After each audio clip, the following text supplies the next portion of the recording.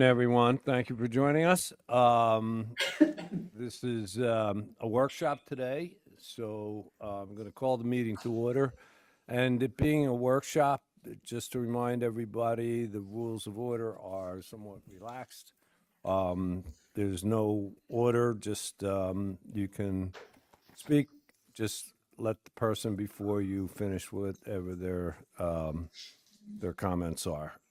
And when they yield the floor, anybody can jump in. So having said that, let's go to Mr. Zimbor. Thank you very much. Let's go with Miss Snowden. I think she's we kind of we kind of brainstormed on the agenda with the consultant, so let her lead the discussion. Go ahead, Brandon. Yes, I have consultants here. It's on and ready. They have a brief PowerPoint presentation to kind of go over the items that are on the agenda about the MZDO rewrite, and where we are up to date, and some other things that we thought we should zero in on. So with that, I will turn it over to Sarah and let her introduce herself and her board. Thank you all for having me. Nice to see you all. My name is Sarah Sinatra. I'm with Inspire Placemaking Collective. I'm here with Mike Canley. I'm a planner. Mike is a landscape architect, and we felt that it was good. It's good timing to really check in on the MZDO. It's been a number of months. We've had substantial public engagement, and felt that it was before we get into final drafting that it made a lot more sense to really do this check-in. And just to give you kind of an overview. And the intention here isn't to go very deep into the topics, because we want to be able to give you documents to review. It's really just to kind of do a broad brush. You all know you went out for an RFP for the MZDO, and the goal of it is really to provide a consistent document. It wasn't to throw everything out and start over. It's to really evaluate the document, eliminate conflicts, because there were a number of conflicts, and really prepare specific language for White Hardy Boulevard to be consistent with the master plan. We've done that through public engagement, and I'll just go through that quickly of some of the engagement we did. And then we did a full review of all ordinances to address outdated concepts and any conflicting code sections. The goal is always to have a predictable document for all users. We want something that's user-friendly, but it's not just user-friendly for staff or for anybody applying the code, but it's also for anybody that opens it up, understands it, for developers, for the public in general. I won't read all these, but just to tell you, this is what we reviewed. These are the sections of the MZDO, the components of it, that we've evaluated all of them, but we've either made changes to them, in some cases we've struck, we've added, and sometimes that we found that didn't need significant changes. So the public engagement, we held in-person activities, which were 2 separate stakeholder meetings and also a 2-day open house. So, and I'll go into those a little bit further in a moment. And then actually tomorrow we're doing a student open house over at the school. So if any of you attended the open house we had, where we had stations set up and we had interactive activities, this will be for the students, and we're gearing it towards the junior and senior level. When we were at the open house, we found that there were, in the evening, a number of the students came over, younger folks came over, and provided some really interesting feedback, and we thought it was really beneficial to hear their take on it as well. We also had an online platform called Social Pinpoint. There were over 2,000 visits, but it's important to note there were over 600 unique users. That means unique computers that went into that site to give feedback and to review it. Just some pictures. If any of you attended or you remember, this is kind of how we had it set up. The bottom left slide shows just the feedback and some of the input people gave. The top right, one of the voting activities we had. And I'm sorry this is small. We're putting together a full summary of public engagement where you'll be able to read this a little bit more detailed, but it went through all the questions that came out of that website and what people gave input on.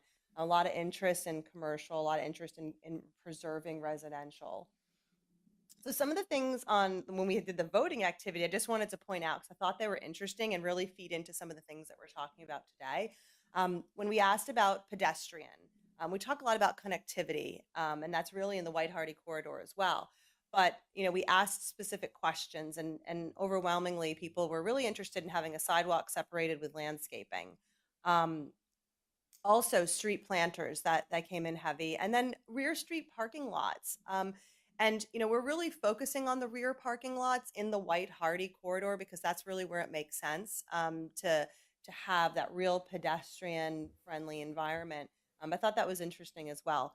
Overwhelmingly, single family is where the public was interested in continuing to gear new development towards.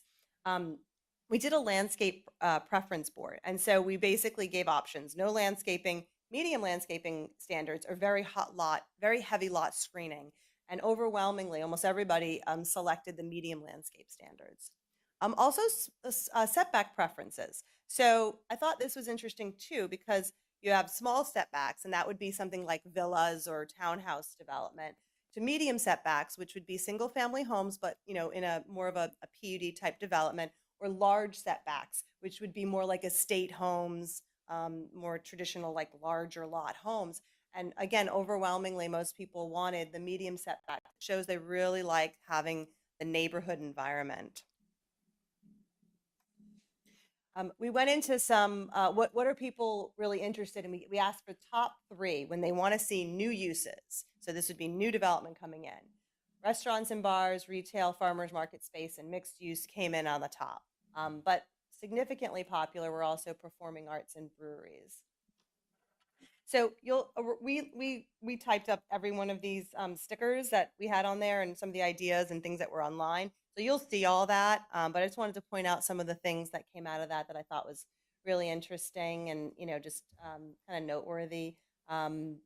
That we asked the question, what do you hope Hardeeville is in the next 20 years? A beautiful legacy that's planned and executed as a walkable destination. One of the best small towns in America. I mean, what we saw is people really had a love for the community. And also, I thought what was interesting is to bring a Renaissance downtown and have leisure activity bringing tourism. So again, that really ties well into the idea that you came up with before this, doing the White Hardy master plan, and this dovetails into that. These are not all of the changes. I just wanted to highlight some of the high-level changes that are coming out of the regulations. There were actually zoning districts that are not on the map, but you have language in the code, so it's really conflicting. So we made sure that whatever is on the map is in the code and vice versa.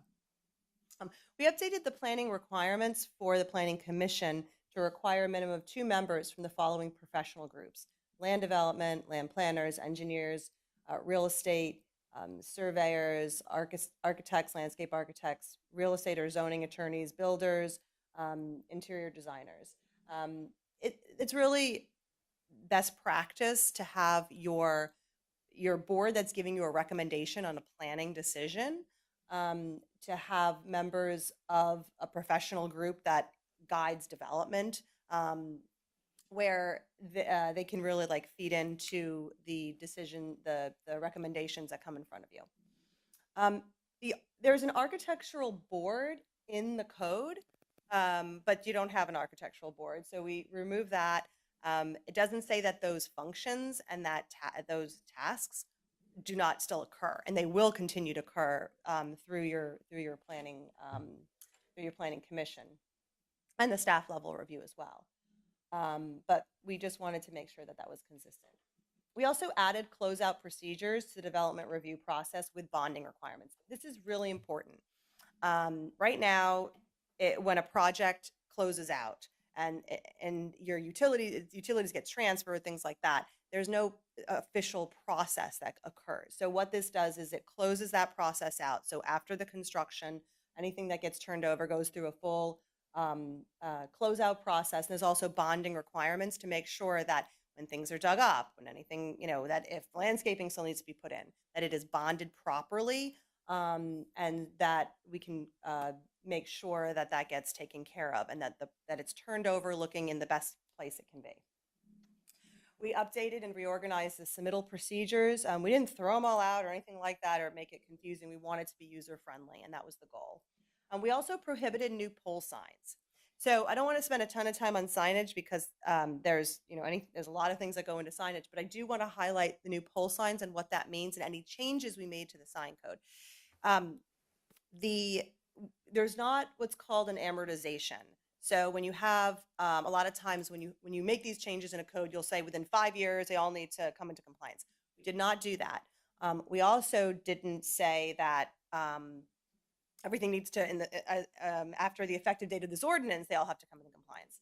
What we're saying is that if there's a new applicant coming in, they can't have the pole sign. They have to choose monument sign. And then it also defaults to the non-conforming code section. So in the non-conforming code section of the sign code, there are certain standards that make a sign no longer valid or conforming. And when that happens, then a new sign would have to come in that meets the current code, which would be not a pole sign. We also updated definitions to include all uses and signs and move them into one chapter. So this seems pretty ministerial, but it's actually really important because when we don't have definitions for all your uses, then it leaves a lot of room for interpretation.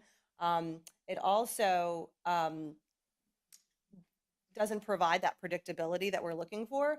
And when you have them in all different sections of a code, a lot of times there's going to be conflicting sections. I've seen a number of codes when they talk about a right-of-way, and it's written in 4 different chapters what a right-of-way is with conflicting different definitions. So when you have them streamlined in one section, again, it provides that user-friendly document.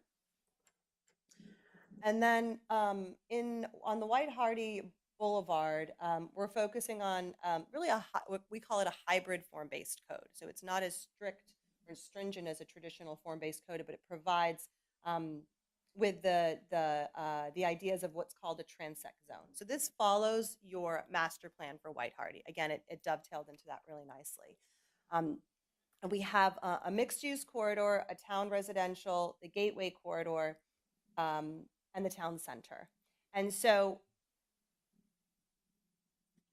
and I'm sorry you can't see some of that, but these are just telling you the categories on top. And then so we have a list of uses specific to those districts.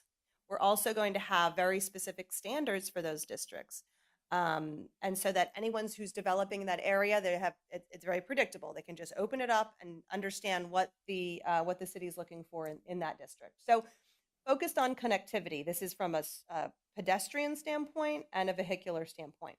We also focus on street design. So the idea is to have a landscape median, to have the travel lanes, and then street trees, and then the sidewalk. It's supposed to be really a complete street. When we do the cross section, this is included in the code because it becomes more of a visual code as well, just for that district. That there's building setbacks, but there's also maximum setbacks, because the idea is that they're supposed to be towards the street. So if you look at the image to the bottom right, that's really the goal, is to have something at a lower scale that is to the street, but also has great pedestrian opportunities. Not like, the idea is not to have it out to the street like the images on the left. It's not to focus on that doesn't really provide a benefit. Where the building on the right clearly does. It encourages to have walkability and a great street front facade. We've also been looking at updating the landscape requirements, and we really thought it was important to talk not just about landscape requirements, but really about tree canopy. And so I've asked our landscape architect, Mike Canley, to be here to go over this section of the presentation. Oh, no, it's just to the right. Okay, so my name is Mike Canley. Thank you all for having me. I'm Welcome. a landscape architect. Went to the University of Georgia and settled in Orlando for a little while before finally ending up in Nashville. So both those two places have experienced a lot of growth in the last decade. So in Nashville, we're talking about how do we preserve our tree canopy, because there are benefits to these trees. Now, all kinds, from oxygen to habitat for wildlife to beauty. But the one that I am focused on more often is the effect that canopies have on stormwater. So the tree canopy, which is, not to explain too much, but the tree canopy is where the leaves are, the branches up at the top of the trunk. We've got large canopy trees, which are the ones that we see get very large, like live oaks and that sort of thing. We've also got understory trees, and those are the smaller statured crepe myrtle type trees that are not as large as the canopies. So this graphic shows just exactly what we're talking about. We've got a canopy, it's got leaves, we have a rain event, the precipitation hits the leaves themselves and is interrupted from getting all the way down to the surface of the soil. That happens in probably 60% of rain events, is that it's suspended up in the canopy of the trees. The other great thing about trees is that they've got roots, they absorb that runoff and prevent erosion and degradation of our waterways. I don't know if any of you guys are like to fish, but the habitat is important. And so how did we, we were looking at the code that's existing, and in the code, we've got buffers, we've got parking areas, we've got an optional streetscape zone. So we looked at that, and then we also wanted to look at what the regional resources were. So like, what are other municipalities doing with their tree ordinances? The existing code has the graphs that are on the left-hand side. And so basically, from the starting point, from a developer's perspective, you would have, I believe, a parcel. And then looking through the code, it's written into the code that there's no tree clear cutting. And then buffers between different land uses are required. So if you are between two commercial areas, a buffer is not required. But a commercial area next to a residential area, for instance, would have a buffer. And going back, the table on the upper left-hand side is just an abridged version of all the different options that are available within the code. So, so there's,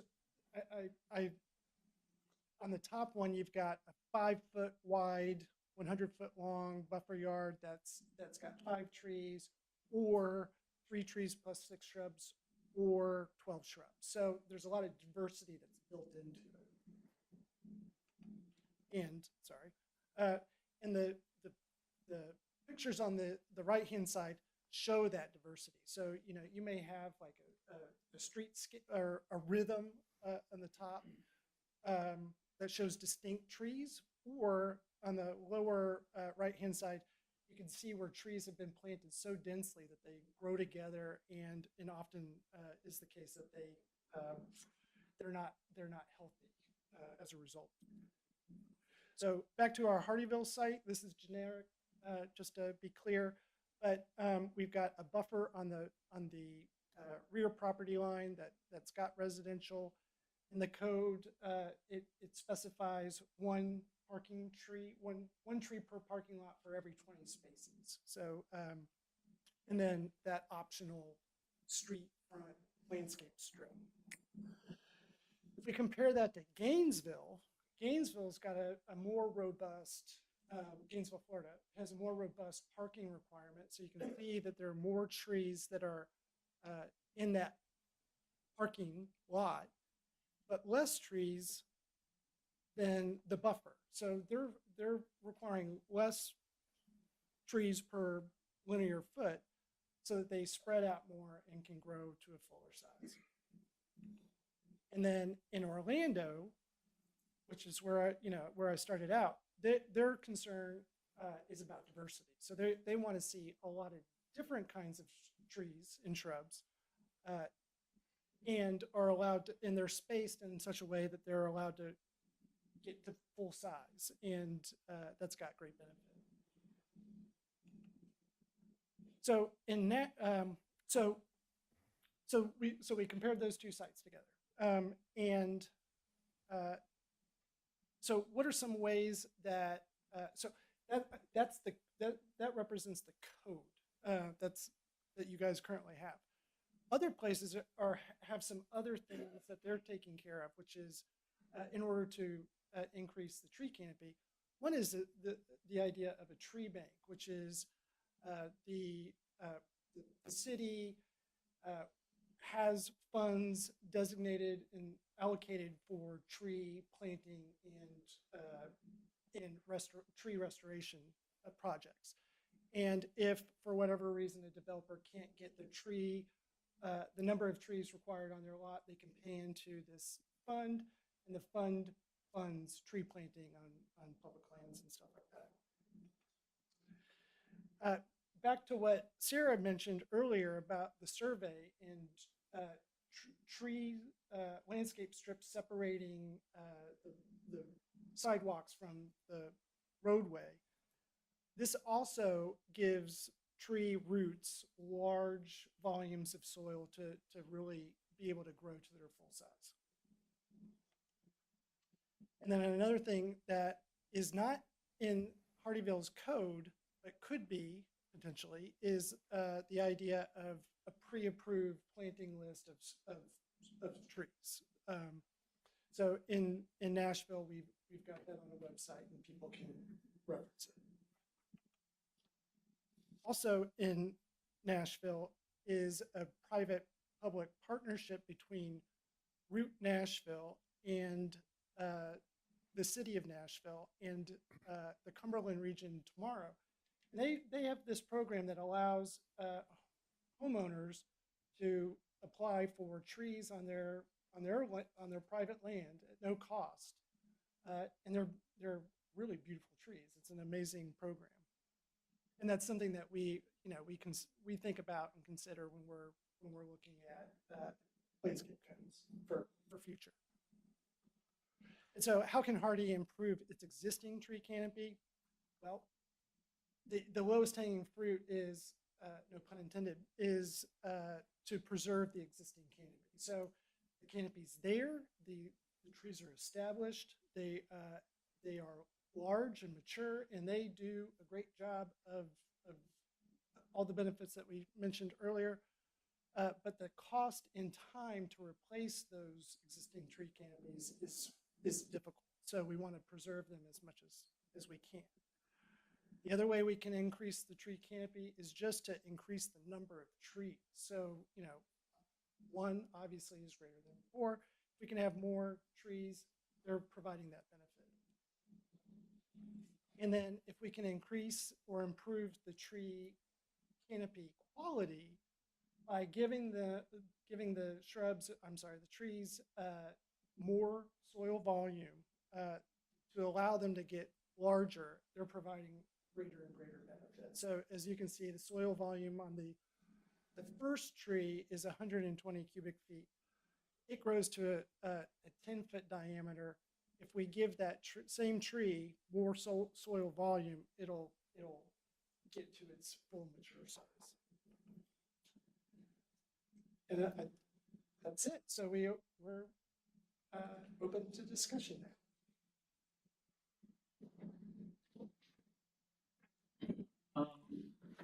To carry over the trees, the amount of subsurface and surface water that they do.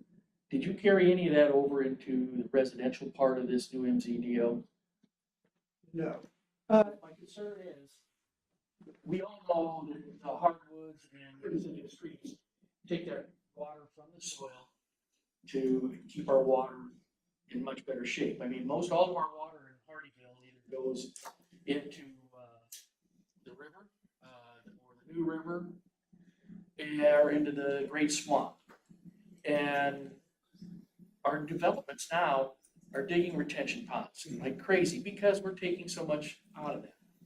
I'd like to see in the future where we look at all trees, even pines, for their value of reducing that. I think it's a win-win, I would say. The developers have more usable land if they're not digging retention ponds. That's exactly right. I believe in the downtown piece with the trees, but I feel it needs to be carried even further.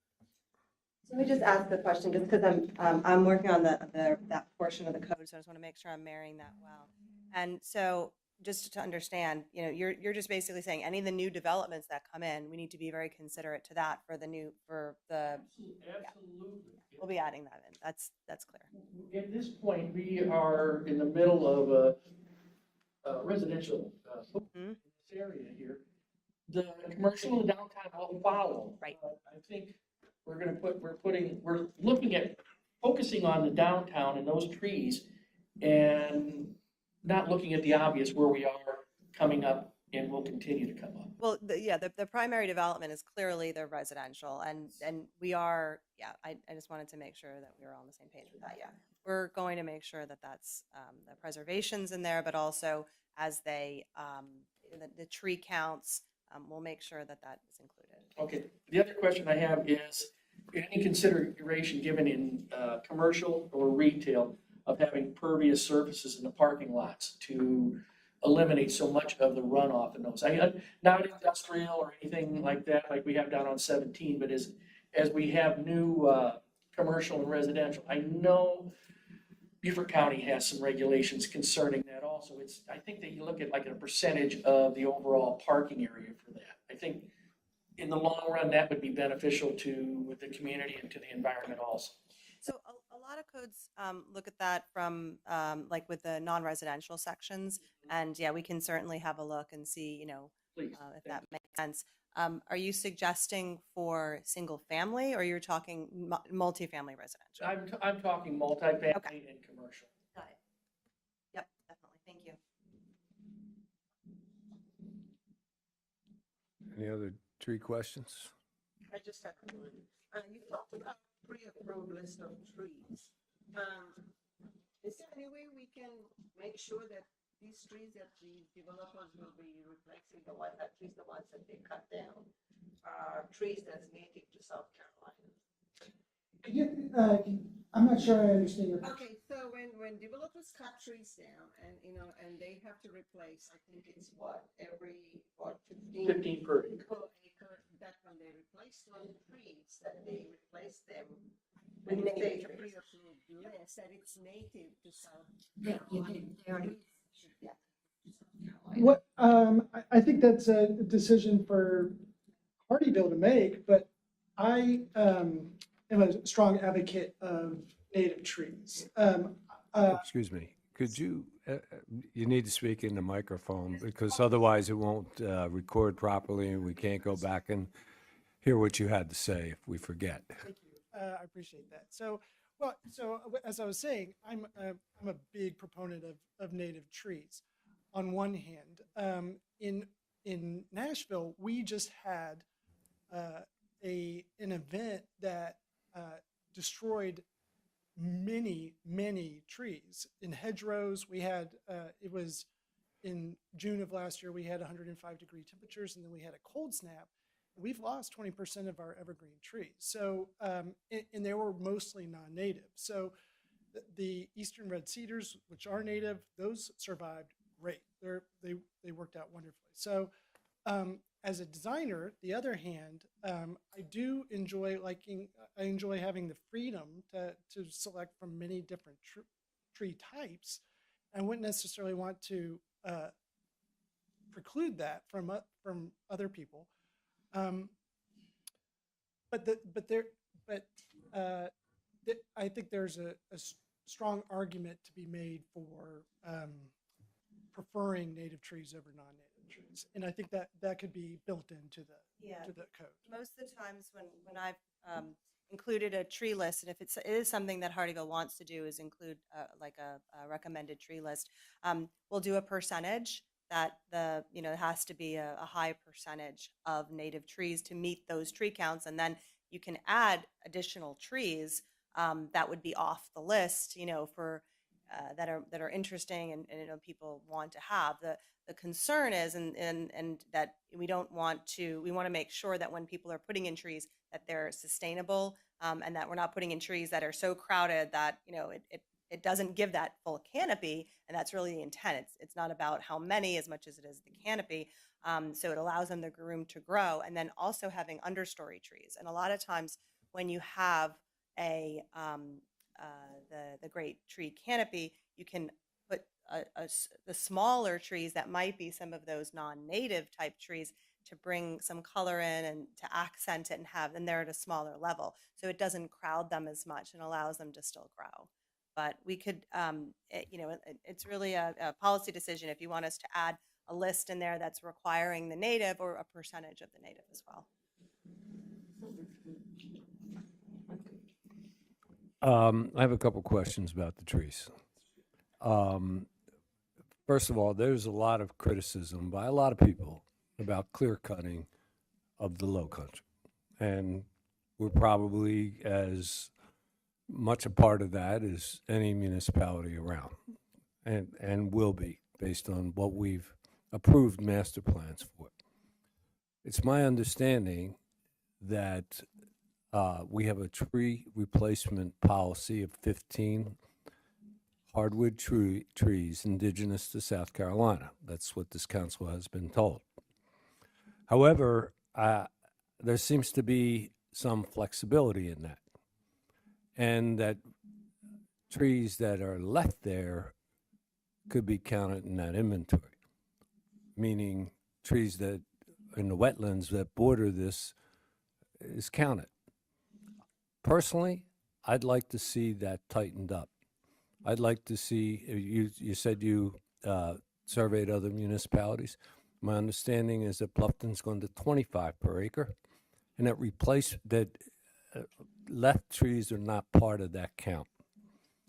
It's my personal desire, and again, it's up to the council as a whole, is that we go to a more stringent and unflexible 25 per acre, not counting trees left in the wetlands, and that can't be waived in any one development, because I've heard some, we didn't have, we gave them a pass on this particular development. I don't think our MZDO should have any flexibility that they must have this, whatever the council decides.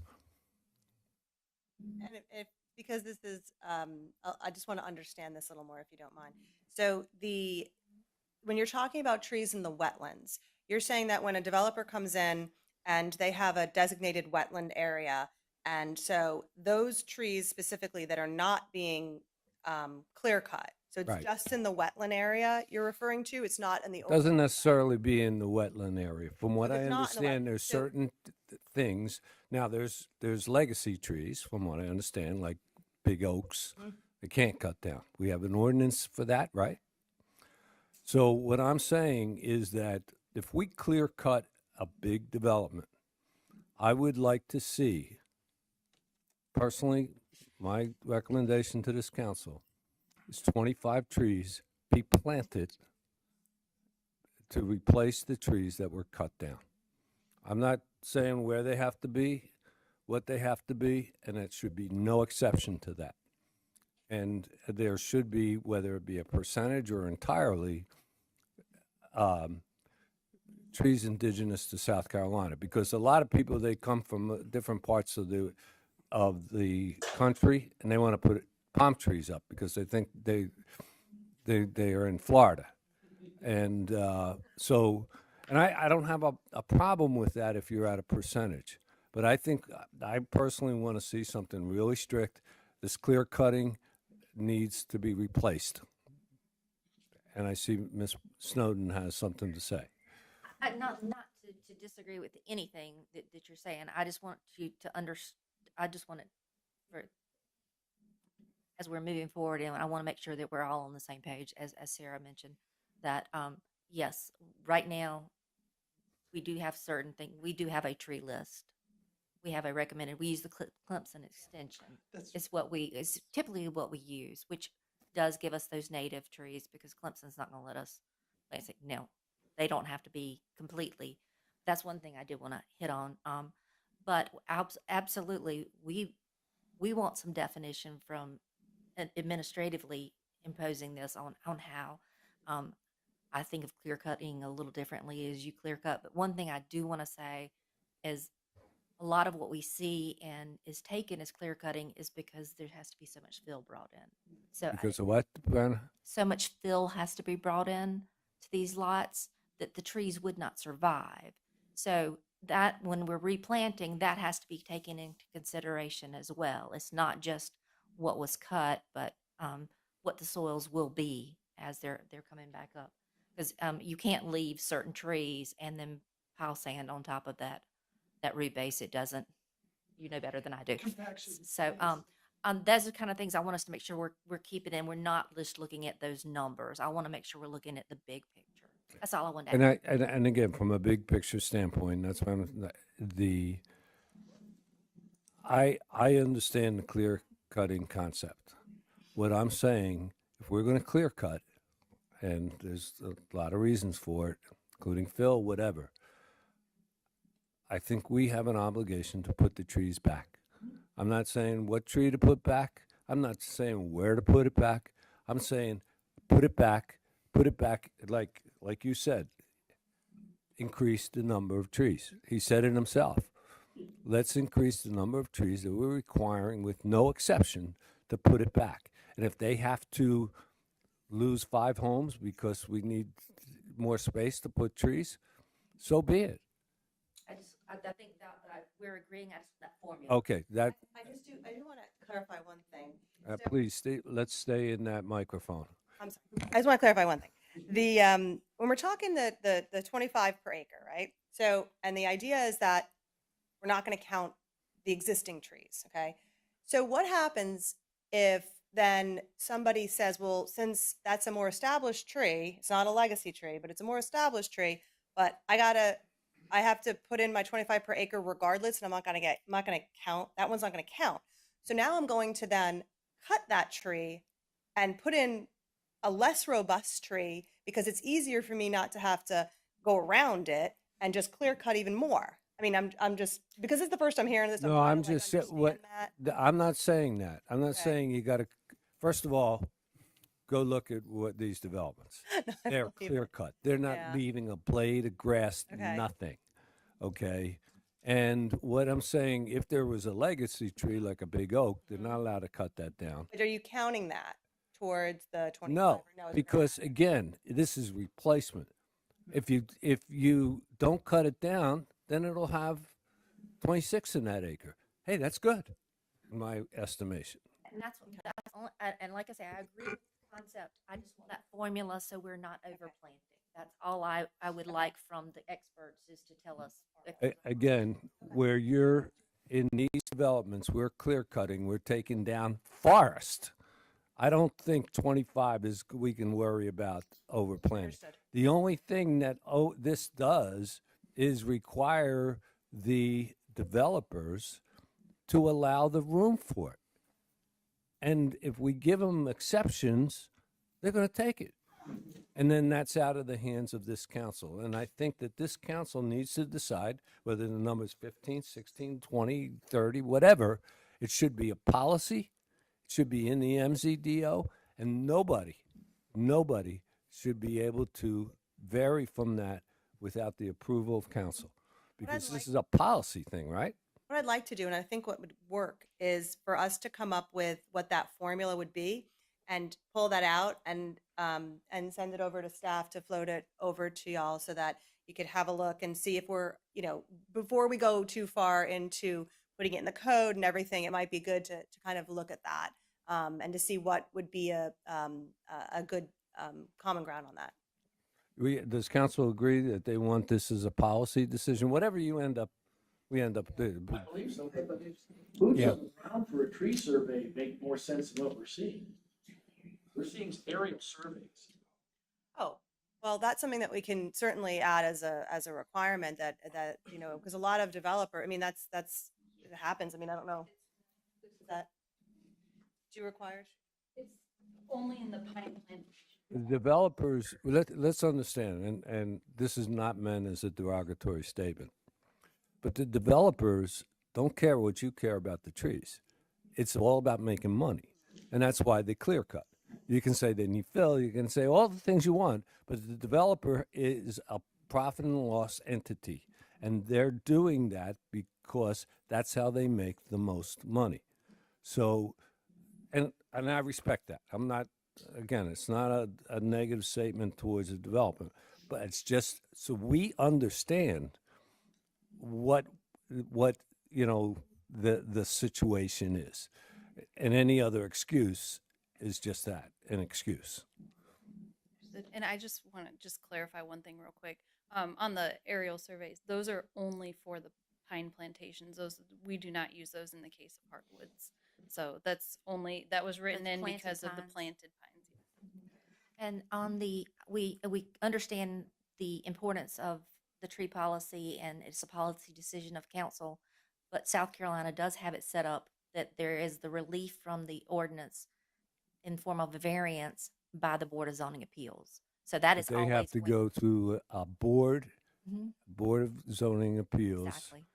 And do we have one, by the way? Absolutely. Okay. Very, very well staffed right now. Okay. So as long as it has to go through a process, and the public should be made aware of, because if the planning commission wants to come in and object to that, or the council, I don't want to find out, oh, there was a meeting 3 weeks ago and we didn't know about it, to voice our opinion. We're going to pull this out separately from the MZDO so we can advance that and send it over to you. And the planning commission could also review that to make sure everybody's in alignment, because this is obviously a really crucial part of your update. And, we want to give it the weight it deserves, not roll it in and take it to a final. So I think that'll advance it a lot quicker for you. A couple other questions. Going to White Hardy Boulevard. Landscaping, we all agree. And I've been, since I arrived here 8 years ago, I've been complaining about White Hardy Boulevard. Brandon can tell you. But we are not going to affect any changes until we have ordinance that clean up the hotels that are a disgrace on White Hardy Boulevard. Number one, they're roach infested, drug infested, terrible hotels. I'm not going to name any, but there's a load of them. And for us to put a pretty tree line there, and we still have this kind of thing behind it, is a waste of money in my estimation. So we need in the I don't know if it's in the MZDO or in the ordinance, we need ordinances that don't allow permanent housing in these hotels, that they should be hotels and not permanent residents. There should also be some sort of code in terms of cleanliness, and if they're full of roaches, that we should be able to close these things down. And so those segments of our ordinance, and I don't know if this is the right place for it, but Ronnie, you know what I'm talking about. And certainly the police department knows what I'm talking about. We have to clean up the hotels and the problems, because we are not going to get anybody to fill those pretty little buildings that we're all talking about when we have that kind of situation down there. The other thing that also in terms of cleaning up the street, we passed a container law a couple of years ago, and that seems to be an impossibility to clean up. We have to clean up some of, we have an apartment complex with the driveways like torn up, and we can see the trash can. These are things that are, I guess they're under code, but we have to strengthen our codes so that our code enforcement people can go out and take care of them. And I want to make sure that those things are in the MZDO. And also, lastly, I think that we need to experience what's going to happen when Silverman puts 2.5 million square feet of warehouse space by exit 8 and White Hardy Boulevard becomes a truck throughway. And because if that happens, and we spend millions of dollars putting up trees and walkways and bike paths, and all we have is a line of trucks going through White Hardy Boulevard, I think we need to find out and perhaps put into a code some sort of restrictions that we can perhaps minimize or eliminate that truck traffic coming through downtown. Because if we clean up everything else and it's just a throughway for semis, I mean, are we going to attract the kind of businesses that you showed in that thing if it's they got a series of trucks going through it? So I think we need to find out what's going to happen. It's been approved by the county. Got to see what's going to happen. There's one other thing that I made notes. In the Planning Commission, the list of things that you have in there, I think having a local business owner who's been, any local business owner is more important than an interior designer. Okay? So I think you didn't include local business owners, and, because they live and breathe our community, many for life. So I think that should be included. Sorry to take up so much time. Bo, did you have any? Just a couple of points. I agree with everything that's been said. What Harry is saying to me is first things first. There's some fundamental things that need to be done that provide the basis for everything else. And if they're not done, then there's a silliness to all of it. One of the things that I notice with a lot of our folks is that growth is a sensitive point, and we can't compromise on what you're talking about today in terms of the aesthetics and trees and the beauty of that. That makes the development more tolerable for most people. Even if they're not excited about it, they see some benefits. So what you're talking about, from my perspective, is an area that we simply cannot compromise on with the trees and the planting, the aesthetics, preserving, and those kinds of things. They're not things to sweep through or do lightly, but to do with great planning. And I think Val and Steve have made some excellent points as well. But that's, so adding to what's been said is my view on this. Val, Steve, any further comments? Yes. As you're going through the codes further into it, last week we approved on the first reading new YMCA, which is going to have a lot of traffic running in and out of it, but it's only going to have one entrance and exit. They're going to have a preschool in that. And come to find out that that type of zoning is only required to have one entrance and exit. But even our smallest residential developments are required to have two, apartments and things like that. The development I live in happens to have one, with over 3,000 homes upon completion. We have to make it critical that you have more than one entrance and exit. Public safety is primary. And having one entrance and exit, it cannot be. Even on a commercial development, it cannot be. We have to take a look at that. And I know we're going to be stuck under SCDOT on a lot of things too. But if we don't try, we will never get an answer on that.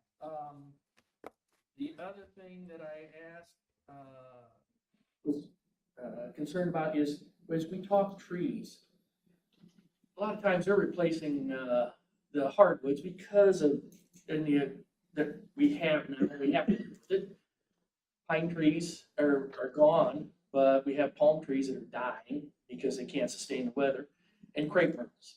We all know that taking down an oak tree that's 48 inches in diameter and putting up crepe myrtle because it's a native tree is not an answer. We talk about the canopy.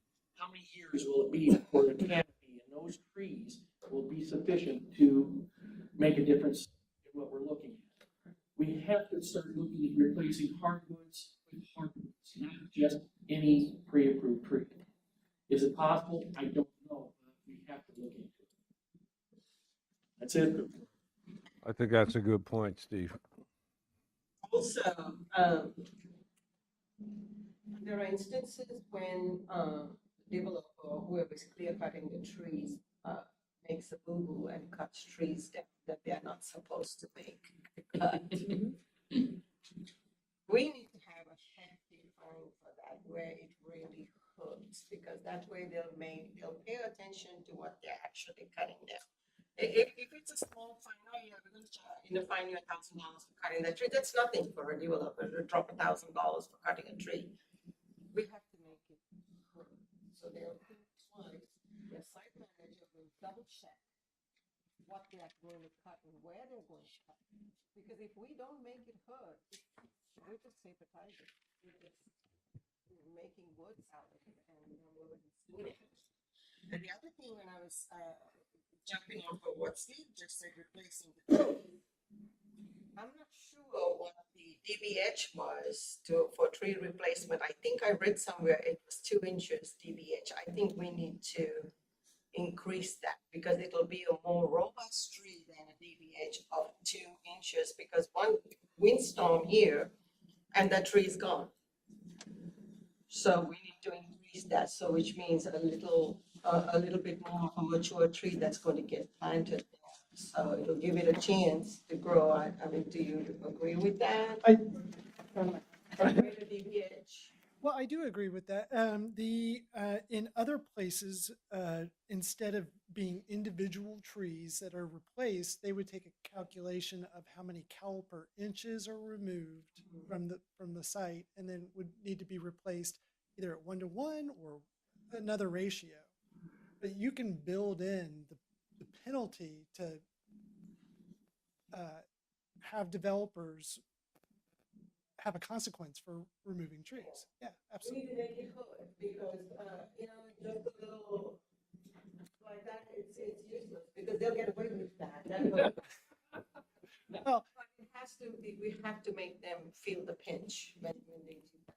yes, and as the mayor was saying, it is often just cheaper to bulldoze the trees than to design around them. Right. So if you build that in, the penalty for removal, it will change the behavior of developers. That's what we're trying to do. Well, a lot of time, and then with that, I'll defer to staff if I'm off base with this. But the penalties and the fees, that is all done separately, usually by resolution. So that could be advanced or changed, outside of the MZDO as well. So it's really good feedback, because we'll be able to go back and kind of go through this all and see what's like low hanging fruit for now. Did I have that right? Absolutely. Okay. And also, I think that's exactly what I was referring to with the formula. I mean, I think there's different formulas of, yes, sir, I'm sorry. I want to talk to everybody. Different formulas of what it takes to make that tree more robust, whether it's space, whether it's water, whether it's the caliper, lots of different things. So we want to look at that.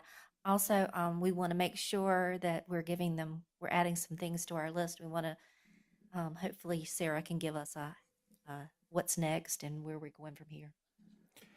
Let me just add a point to what Val said. My view is we don't want a robust fine system. We want it not to happen. And so that's the emphasis. It doesn't happen, not you get fined afterwards. So let's make sure that everybody gets when they're doing this, that doesn't happen. And that's sort of the law that's built into everybody's mind, not some fine system or something like that. It's a really great mindset for this, is to be focused on not the, of course there's going to be a penalty, and we have to build that in, but that it is so challenging that they're not going to want to do that. So no ifs, ands, or buts. Right. There's no wiggle room. This is what it is, and this is how it's going to be. There's no running to somebody to overturn it or get it changed. You made a mistake, you're going to pay the price, basically. Don't make a mistake, is my point. Do it right. But if you make a mistake, this is how you're going to pay. So. This is, This may go back to 2 points. You mentioned about bonds and closeout. And I hate to refer back to past experience, but I'll go back and do it this time. Where I came from, projects had to submit a bond of 6 figures.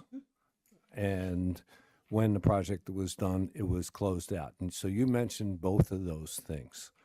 So are we putting in a similar process? Because that could take care of what Val's saying.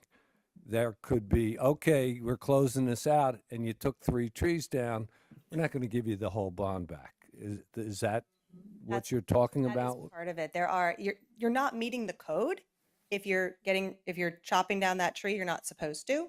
And so that's part of the bonding. You're not completing your site conditions. Your site conditions required X, Y, and Z tree to be preserved and this tree to be installed and whatever else needs to be done on the site. You're not meeting your conditions. And so that would give, and we would work to make sure that the language that's in there does provide those protections. But that's part of it.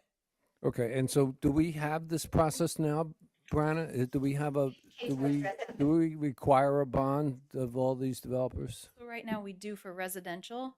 It's 125% of the remaining work to be completed. Okay, And it yeah. covers that's- all the infrastructure and landscaping and everything. But we want to add that in for the commercial and industrial projects as well. So we'll put in, it's 125%. I don't remember what I dealt with it. So they'll be required to put these bonds up and we'll add commercial to that Yeah. as well. Yes, that's the hope, because right now when we do our project closeout, we don't release that bond until they Until- complete everything. And we do inspections on that throughout the process and everything. But we do have a project closeout for a commercial, but that doesn't include the bonding right now. So May I add just one other point, Katie and Brandon, for both of you? To me, this represents a little bit of re-education for our developers. The game has shifted a little bit. I mean, and we need to make sure they are with the shift so that what we don't hear is, gee, I didn't understand that, to their benefit, because my belief is if they know what the rules are, they'll do a good job. But they can't be questionable and are not clearly spelled out. And so if you can make sure that happens as part of that, I think it'd be terrific.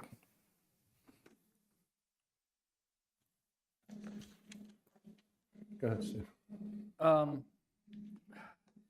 Give or take, because I don't have the exact numbers, we have almost 17,000 residences approved in our existing PDDs. This discussion that we're doing today will have the effect for the future. And that's a part of the future that I may not even be around, or many of us may not be around to see, given the fact that we still have 17,000 plus yet to build. The questions that I'm posing and putting out there today, while I may be voicing them, they're not mine only.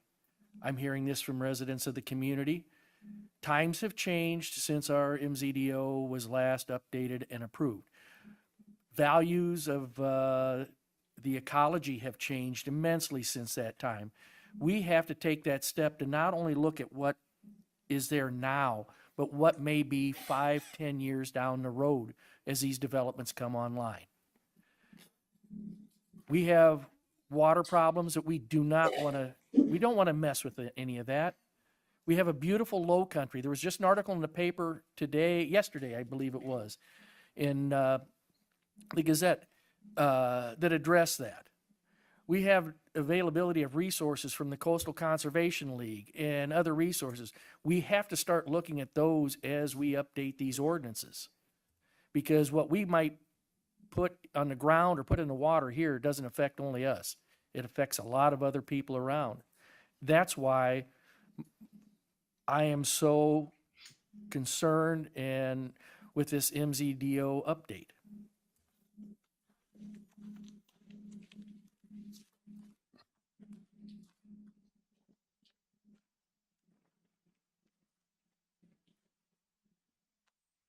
We're out of questions. But I see we have some very distinguished members of the public here. And so I'd like to hear, we have planning commission members, we have a resident in the back there. I'd love to hear anything that you'd like to say. So please feel free if you'd like to voice an opinion. You want us up there or? Up there, state your name and address. State name and address for the record and talk into the microphone. I was told Saturday. My name's Jeff Dembeck. I'm on the Okay. Planning Commission. Okay. I was told Saturday they couldn't hear me, of all people. Usually they're telling me to shut up. Remarkable, isn't it? Remarkable. So we need the microphones. I just have a couple of things. I totally agree with the idea that you're replacing more trees, 25 per acre, whatever that magic number might be. But I also agree that it needs to be of a specific size. Otherwise, the developers are going to plant the tree that looks like this rather than a substantial tree that looks like a tree. The other one is there was mention in the beginning about not having an architectural review committee, and then that could be put into the Planning Commission.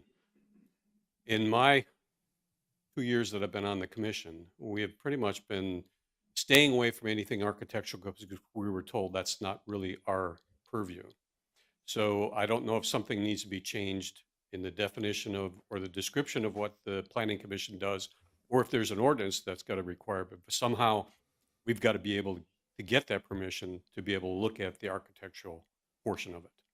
Because when we've said things in the past, it's pretty much been ignored. I'd like staff to explain to us why we do not have an architectural review board. So actually, right now, I'll bring you back, Jeff. The Planning Commission has been acting as the Architectural Review Board. We have very few locations in the city where there is architectural review. The Gateway Corridor Overlay specifically says that the Planning Commission reviews that. So we've only had 2 applications for that since that overlay has been adopted. But as those applications come in, they do go in front of the Planning Commission as well as Staff Review Committee. So it's not really removing anything, that it just didn't exist and hadn't been practiced. There used to be Board of Appearances, but they didn't even do architectural review either.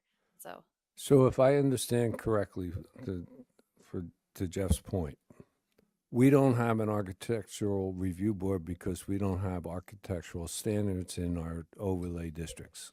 We have them in the Gateway Corridor Overlay, and we have some in the Highway Corridor Overlay. But those, the Highway Corridor Overlay is written to go to Staff Review Committee, and the downtown districts that have it is written to be reviewed by Staff Review Committee.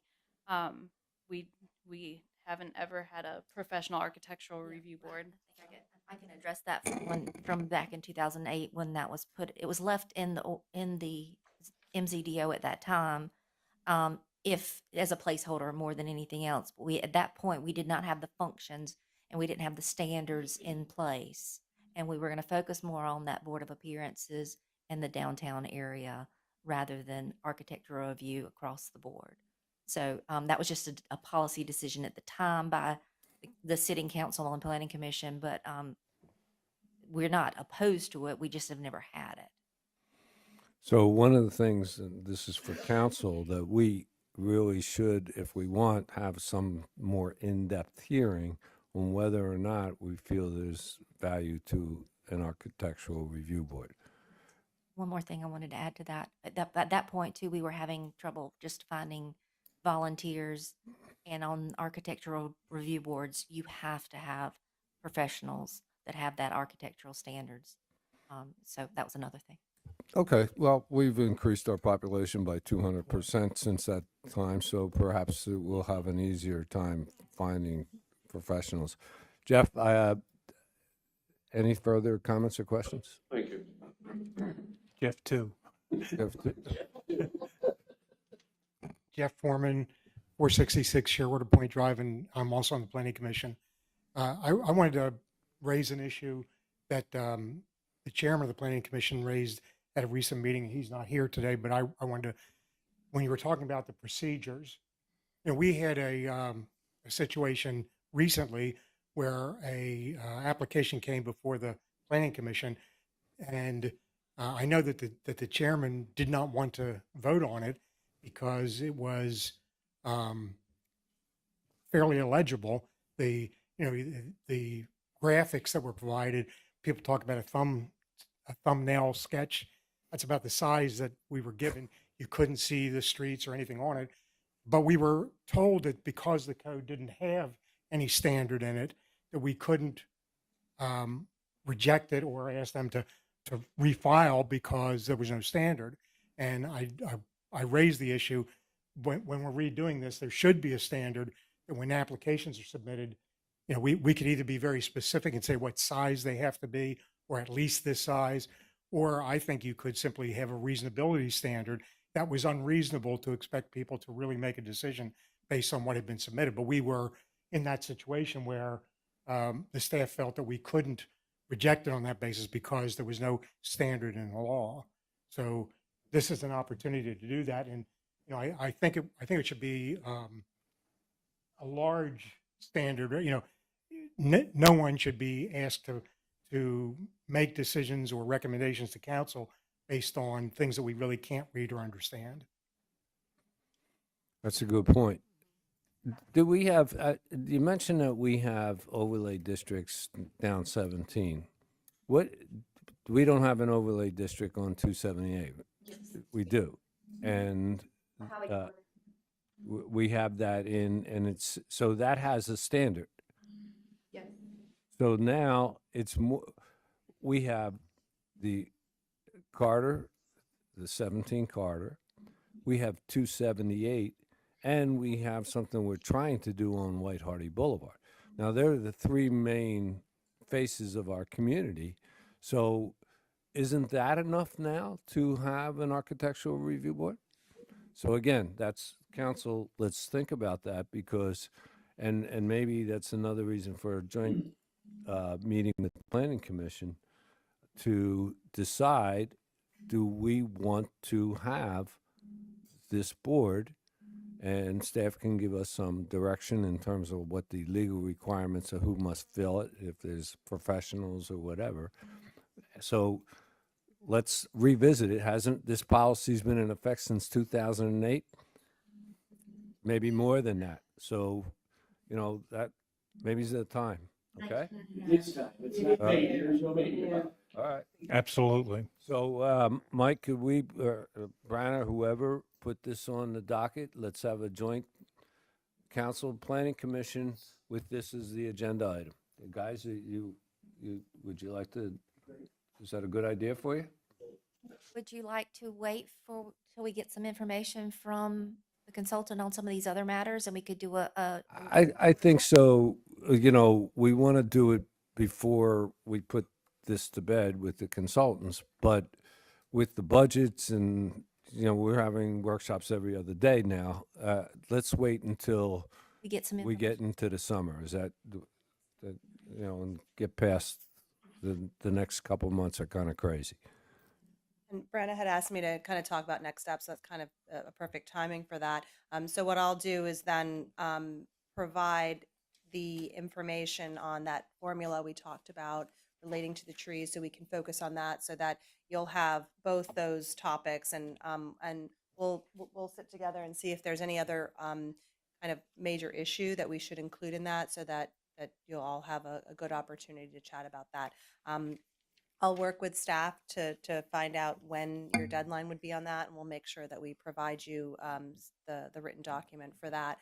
Once we have the feedback and some consensus on that language, we'll then be able to incorporate that into your draft document to be able to take to the Planning Commission for full MZDO, and then off to the hearings. But Okay. I'm really grateful for all this feedback. It really helps shape these topics that we've been kind of like thinking about and wanting to hear from you all about. And as part of that, will we have a review of the ordinance that pertains to these hotels and containers and all the things that affect the beauty of White Hardy Boulevard, or lack thereof right now? And I'll have to get with Ms. Maines and some others. Some of that is some building codes, some of that comes through the municipal code and the police department, and some of that's going to be zoning. So it's going to be a three-tiered approach, and we'll have to we'll get a little task force together and work on that. Okay, I think I think you'll find that is a major priority with this council to clean up the hotels on White Hardy Boulevard, those that need it. What about the RVs parking backyard today? Good, good. I'm glad you brought that up. Our code enforcement officer is most definitely all on that. We are working in hand with him. For some reason, there has been a rash of that lately, but he is cracking down on them, and rash is the best word I can come up with. That is something that's already not allowed. It's very clear in our code, and we're taking care of it. Is there a methodology to put more meat on that bone? Other than the way our violations or our fines or everything are spelled out, it's very clear that it is not allowed. And in the past, there have been some warnings. We are no longer doing warnings. We're just citing them. Okay, and that's what I was referring to. I mean, People, can we raise the fines? Can we do things that make it really bad to get caught? that's something we can look into as well. Would look into that because I think There's been a it lot is of, becoming an increasing problem from what I'm hearing, and let's put a stop to it while we're in the process. yes. Thank you. So jumping off of what Mayor said about exit 5, cleaning all of that stuff, is there any way we can standardize the signs that's up and down the corridor? Because if you go down there, you have all these different colors and signs and neon and all of that. So I'm going to have to clarify. Are we talking like the DOT right-of-way signs, or you're saying the ones that are on the private? On the business property, because you go. That's pole down there and it signs. looks like a color. They're all pole signs, right? So they're all pole signs. That's what I thought. They won't be allowed anymore, but we didn't put in a very aggressive program in this ordinance that would say that they would have to be removed unless they were non-conforming. So if they're non-conforming, if they are not in use anymore and it's just the pole left, if it's more than 50% damage, they wouldn't be able to replace it. It would have to be replaced with a conforming sign. So that might be a different program, a different discussion, because signs become incredibly challenging and controversial. And to remove, to have people modify them rather than if it's out of, to do this amortization becomes a very controversial issue. That means the ARB will probably be able to do that function, because if it does not pass the ARB, the architectural review board, then Well, you won't have new ones. So the idea is that new pole signs wouldn't come in. We're not proposing to affect the existing unless they're non-conforming, and it becomes, I was going to say, you might want to hear from your attorney. It becomes a content-based issue. So that actually becomes a constitutional issue of signs that have already been approved. So what she's saying is when they become non-conforming, then they can't replace them with that same type of sign. But if a sign's there currently that's been permitted and it's not a non-conforming sign, then they have to be left alone. So what if we have a major windstorm and that sign gets blown down and they got to put one up, then Right. can they So- put one that's conforming? Is So at that point, that sign that got blown down, that when they come in to put a new sign up, it has to conform with your current code. They can't put that same type of pole sign up because now this new code has made pole signs, We're hoping for pole signs have become disallowed by this new code. okay. The pole sign issue, though, while I agree with it, I do have my concerns. With exit 3 coming in, are we going to basically handcuff ourselves with potential development there because of the possibility of the businesses that are going to be there? I understand we don't want pole signs downtown. We don't really want pole signs at exit 8. But exit 3 may be a whole different animal from what we're looking at. Luckily, Exit 3 is in the Riverport PDD, which has its own sign program that will allow for those signs on places where it's appropriate next to interstate. All right, thank you. That, I feel better now. Okay. Oh, you got one more question, man? Mr. Dan. Please come to the microphone, state your name and address for the record. My name's Don Castle. I live at 57 Firethorn Place in Hardeeville. I'm a former member of the Planning Commission. And I just have a couple comments, if you would. I really appreciate the questions that you folks, excuse me, and issues that were brought up by council. Anything that you can do to help the Planning Commission do their jobs better, that is, more definitive numbers, agreements, whatever, so that when those developers come in, these folks on the Planning Commission have exactly what they need to look at. The nebulous things that are in there now just creates havoc. We've had that happen for years. So I agree with that. I think it's great. So I appreciate anything you can do to tighten up those requirements to make Planning Commission job a little easier. Another issue that Jeff brought up but here's another one. We have had developers that come in, that a project will come into the Planning Commission and for whatever reason, the developer doesn't show up. And we were asked to look at this project and approve or disapprove. And we have and had a lot of problems with that on the Planning Commission. We think that if that developer, for whatever reason, somebody's sick, couldn't get a flight, whatever, can't come in, that I think that the Planning Commission should be able to defer that item until that developer's available to come in. I know we can ask, and Brandon do a good job at answering some questions, but I think it's unfair for the Planning Commission to listen to and answer questions that we might have that maybe they don't have that expertise or can't answer those questions. So I think maybe that can be built in, that the Planning Commission does have that authority to be able to defer that. Maybe that will help then if the developers know that.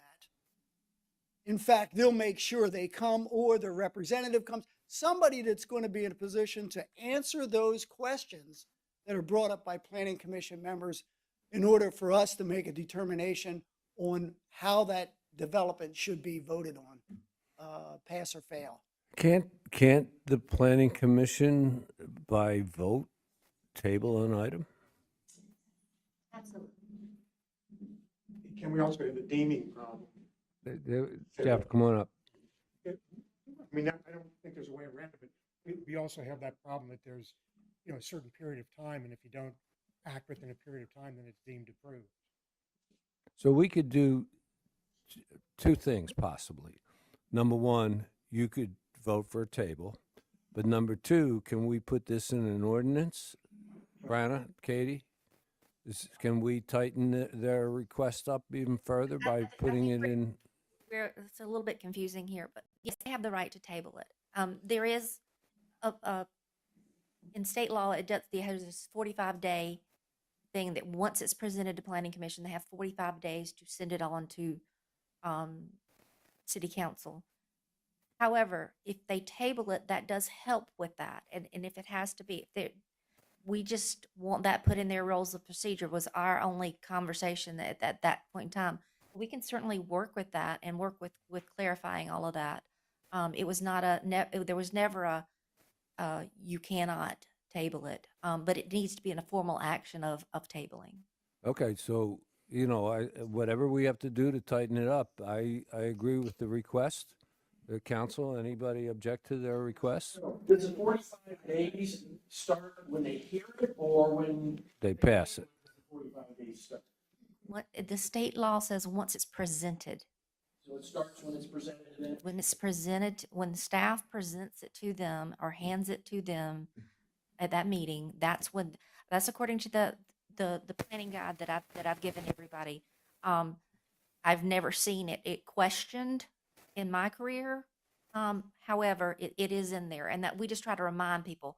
We've never said you have to approve this today or anything. We just want them to take an action on it of some sort. So But what we could do, I'm sorry, Steve. if they don't take action that day and they don't, okay, say you delay it 45 days, you delay it till the next month, developer doesn't show up then.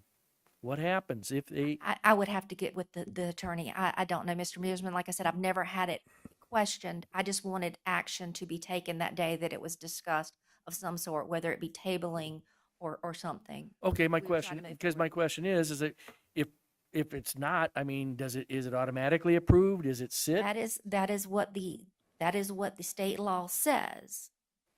But like I said, I've never had it questioned. I've never had it come up. It's just, it's in that document. So, Well, if I was a developer and I wanted to play games, I could sure use that game real easy then. but we can certainly, we're not opposing that by any means. Okay. We're trying to All right, let's, I think we need a little bit more clarification on, as we move forward in discussion on what the qualified representative is, because sometimes the developer might not be there, but they've sent representatives on their behalf there. And that's the kind of thing I think that led to this situation here. So we want to just make sure that we have a representative for the project that can answer the question. I think Yeah. So, if I could respond to that, Mhm. knowing the planning commission, they want to hear from the guy who's making the money, not the engineer he's paying. I think, am I right? I mean, what, Don, who, You're absolutely right. I mean, we the planning commission members need someone that can answer any and all the questions. If you can get a representative that does that, that's fine. But we kind of like to have the developer there, someone that can answer any and all of those pertinent questions that might come up for this yeah, project. because, if I hire you to answer questions, you're going to be circumspect. You're not going to say something that's going to make your boss mad at you, right? Whereas if you are the boss, you don't have that restriction, right? So I think what they're asking for, and I support what they're saying, is if we want the developer to be there to answer any questions and not a representative, right? And I would have one suggestion or for the city attorney to think about would be not as a requirement, but we could include in the original application a statement that we would ask the developer to sign indicating that they understand that they are supposed to be at the planning commission meeting and asking them to toll the 45 days if they aren't there. In other words, they would voluntarily toll the time period, Fine. which is done routinely in lots of other jurisdictions, but I don't know about whether that would be. Yeah. Yeah, maybe. Yeah. Okay, well, I have you to, can I mean, voluntarily. the statute says that's what the requirement is, so we can't override the state statute. I guess one of the feelings, when you're looking for a job, you show up yourself. And so there's some common sense to all Send this. your wife? Yeah. So like if it's not important enough for me to come, then that tells me a little something. And there's flexibility and differences, but I mean, to me, it's like common sense. You want the job, show us by getting here and letting us talk with you. If I may, what we can do is actually make a code change that really further defines who the applicant is, and that would require then the developer to attend because they would be, that's the applicant, and then add language in there that they would be required to attend the planning commission meeting. Okay, so council, you're okay with that? Planning commission, you happy with that? Don, you still have the floor. One other comment I just wanted to make, and this had to do with the issue that was brought up about the penalty for tree violations. I think that's an excellent idea. I think that should work more as and I think Bo mentioned this, as preventative. If if these developers know that this penalty is going to occur if this happens, maybe more and more of them will say, well, do I really want to, pay that or not? And then with my accounting hat on, I would just say any monies that are collected are somehow put in a separate fund for tree replacement throughout the community or whatever. So that we don't commingle funds, and that, if we, get $5,000 from a developer, that it goes in the general fund or whatever, that it then is allocated for tree replacement somewhere in the city. I love that idea. Does the council support what he's saying? In other words, if we get fines for cutting down a tree, it goes into because didn't you, Yeah, he you mentioned it. that That's why I too? wanted him to. I thought, yeah, you. A tree replacement fund. I thought what sounds proper is they must replace the trees and pay the fine. If I was a developer and I cut down an extra 5 acres of trees on my development, you come along and you're going to fine me $50,000. You know what I'm going to do? I'm going to pass that $50,000 on to every one of those lot owners. The developer is not going to take the bite on that. We have to make them replace the trees and pay the fines. I like that. Charge $1,000 a foot, so you cut down. Whoa. Oh, your children must have really been said. My mom's strict. Because I mean, it's like, that's what I said, you have to make it good. Whatever it is, make it hurt. Good, then they don't care. They just go about it, do it anyway.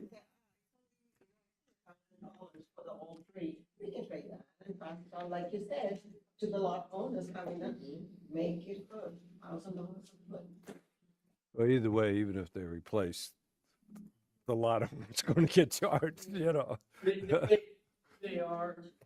Mayor, the lot owners are going to get charged, but the trees are back. At least, yes. And I love your idea. Make them fine and make them replace what they illegally cut. I like that. Everybody else on council, anybody don't like it? So you've made us all tree huggers up here. Welcome. You've opened our eyes. Say that. No, it's not just that. It's you hear it from the people Yes. screaming because they moved down here because of all the trees. They left cities that are concrete jungles, and they come here because it's somehow with all the trees and the vegetation, it's very serene. But now everybody's seeing that the developers are coming in and just clear cutting everything and putting in the concrete jungles that we just left. So it's to me, the developers don't care, like somebody on here said, they don't care. They're here to make their money, take their money bags and go home, and the rest of us have to deal with whatever the aftermath is. So we have to be, like I've always said, the developers have the right to build, and we have the responsibility to make sure that it's done in a responsible fashion. So this is where we're coming with you guys and doing the MZBO. In your presentation, it would be interesting for me to see somewhere along the line the different types of trees through their root system, how much rainwater they can actually sustain. There again, and I revert back to pine trees. Yes, they are farmed trees, but they have a root system and they use up a lot of water. And I keep going back on this. What we do to the environment today, our children and grandchildren are going to have to live with. So it's up to us to start making those choices. And it may be a difficult choice, and it may be a financial choice, not only for a developer, but for the municipality as a whole. But we have to start someplace. That's just my thinking of this. I'm not a tree hugger, but I do know that what we do today is going to affect somebody down the road.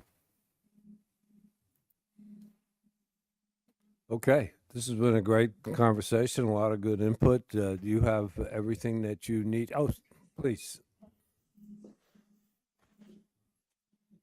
This, by the way, is one of our greatest contributors from the public, Mr. Roy Tucker.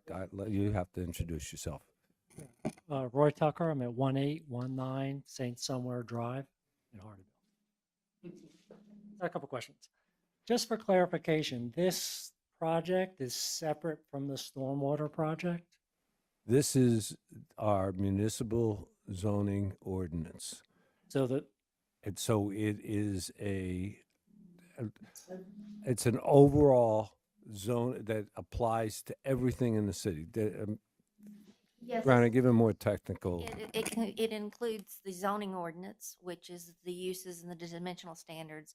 It also contains the development regulations, which is subdivision, stormwater, a number of different things, streets and all of that, as well as signage and landscape. So it's an overriding ordinance. We've had it in place. Yes, what we're learning from the stormwater projects that we're working on will be included with this. when the new tree is drafted up, the new tree ordinance, will that be available for public? Everything, everything will be, yes, it will be approved in a public hearing such as this, Okay, in other words, right? We will, Full document. the whole document. So the whole document, not a little separate workshop on the tree part. what's the next steps? We didn't discuss that. You're going to come back with We're going to the provide, answers to what we right, we're talked going to about provide today? the specifics on specifically like the formula and how we're talking about the additional trees that are going to be proposed per acre. So that, that specific formula and some of the other ideas, we're going to be going to a workshop, right? A separate joint meeting between the Planning Commission and the council. And then, Mr. Tucker, what happens at that point, the entire document will come for 2 readings of the ordinance, right? Planning Commission and It has to go to the Planning Commission and then to council for 2 readings because it requires an ordinance to update the ordinance. Third question is to Steve's point in terms of effective dates. So let's say this was passed tomorrow, second reading.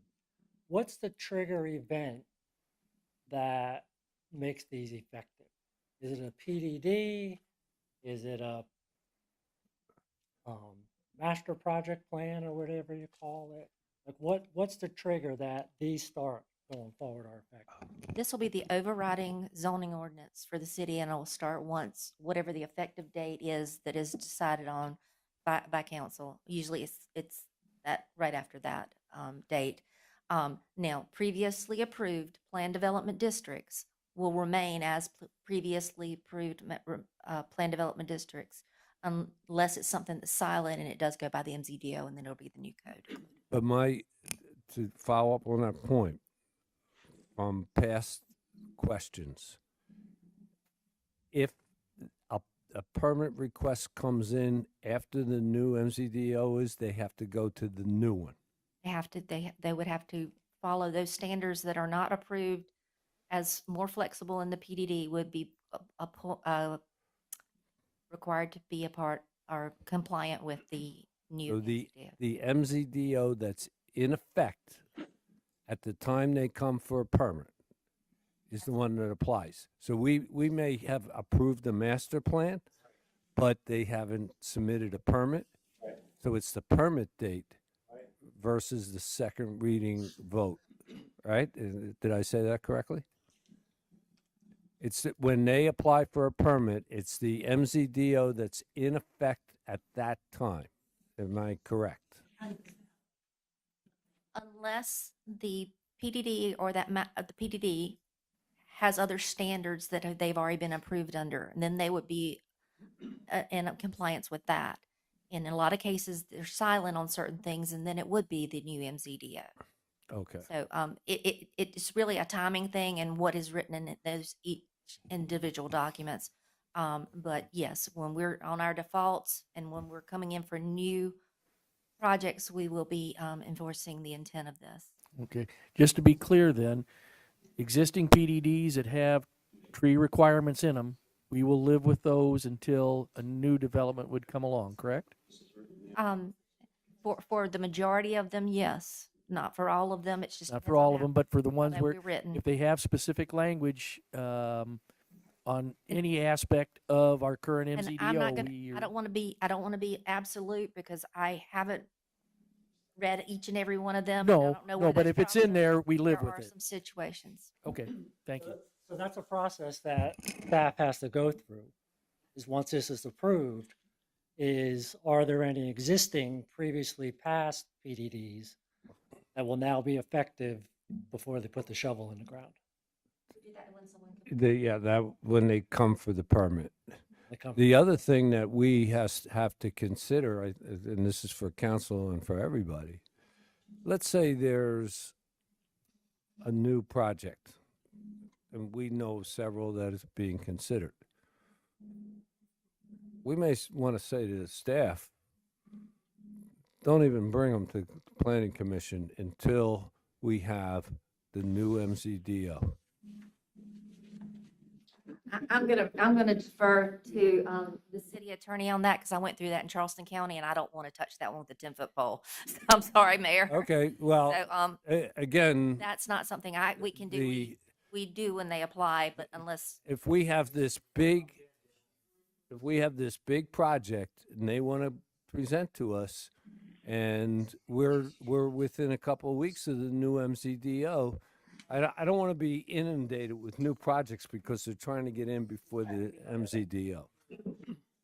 And I guess we just have to make that clear to Mike and staff that it's our preference that let's get this done before we have another major project come through. that's for your city attorney to come up with. Okay, but yeah, we'll have to have that guidance from Just to all- legal guidance. It's helpful, we expect for time frame to be able to bring it forward in August. So So, we're getting projects every week. it oh no, I seems like. understand. So, but I just want to be able to give you, the estimate. okay, thank you. Mr. Tucker, you have the floor still. Thank you. So just back to my question, there's two triggers. Once it's effective is a new PDD, and then any PDDs previously approved that may have had some wording in it that are overrides. Unless, if I understand this right, unless specific items identified in the PDD, Right. an existing PDD, we live with those. Yes.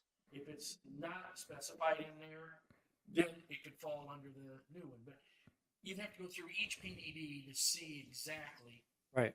what is mentioned and what isn't. 'Cause I know in the past when we talked about this, and we knew there was going to be a period of time for this to be reviewed, that there was statements along the lines that this will be approved before a shovel goes in the ground. I remember that. You're right. And that's why So I'm just trying to I understand. asked that question. This will be retroactive in a way. to It's some- because, so if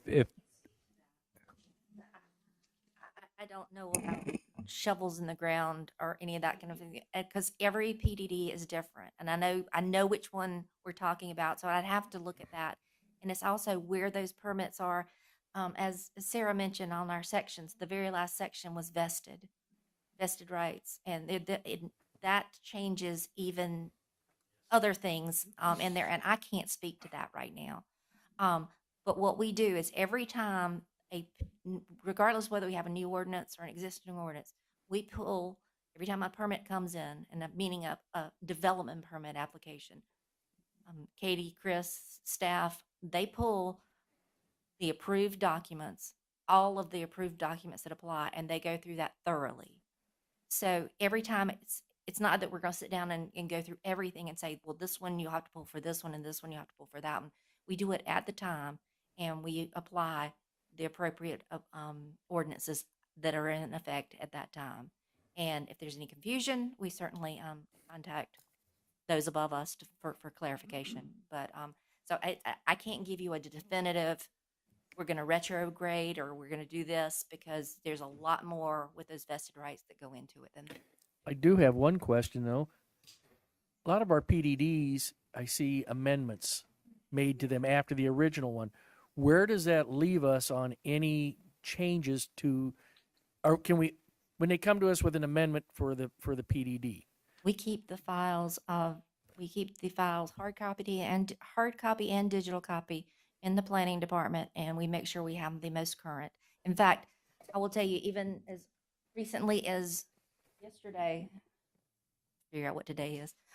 Katie, or Friday, Katie and I were looking to see when the most recent amendment was. We went back through many different council meetings and everything. We're going to make sure we're thorough and complete and have all that. And we're getting a spreadsheet that tells us what the latest and greatest is on any document.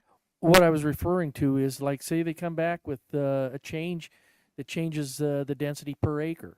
Does that open up anything else in that PDD, or is that amendment that they're looking for only address the density per acre, or what? Whatever the amendment was for that it was approved for. Okay. So if it just changed how many lots are in one phase, that's what it applies to. It doesn't open everything else. Okay, thank you. My last question, I think was answered, is to when is the expected completion date being? Sounds like August. Thank you. Thank you, Mr. Tucker. Your input is always valuable. Anyone else from the public?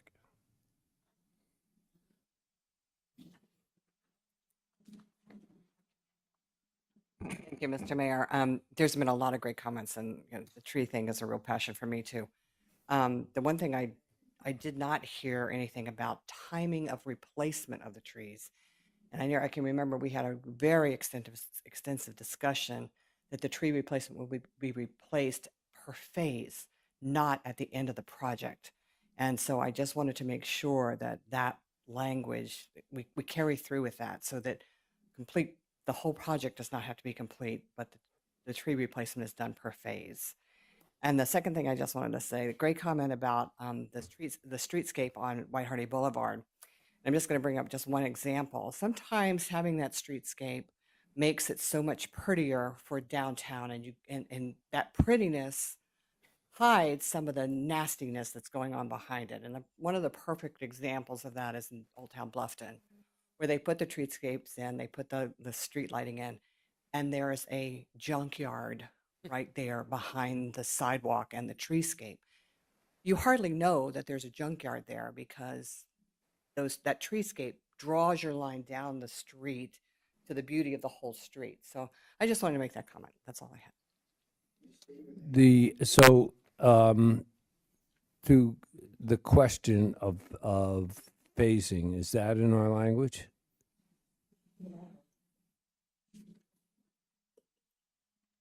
I'm grateful that that was brought up, because we can certainly make sure that that's added in. I think that's And I think it's a something we great want. suggestion that it's per phase and not per end of project. Some of these projects are 20 years old, so that's And have a lot of phases, and right. and they'll be able exactly. to bulk that at It'll the end, take, so, I'm glad that right. was brought up. Yeah, so thanks. that's a great comment. Let's put that in.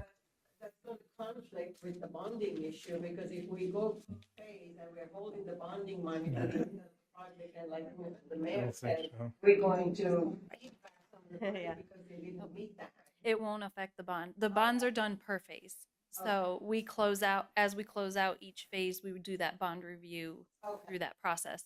So we keep that all separate. Like Sun City, I think, had like in the original part, like 28 different phases. And so each phase and sometimes sub phases in there have their own. So that won't affect that. Just one thing I had mentioned earlier about my dislike of flyover tree surveys. Let's take a hard look at that. I can look at those pictures all day long, and I couldn't tell you one tree from another in those. And a flyover is just that, it's a flyover. I'd much rather see a hard copy where somebody's walked that line to see what is in there. We know once it's approved, those trees, whatever may be in there that you can't quite see, there may be small oaks in there, who knows? And I mean by small, they may be 30 years old, but they're being overshadowed. They're allowed to be cut because they weren't even counted. Eyes on and boots on the ground. I think that's a much better way if we're going to do this the right way.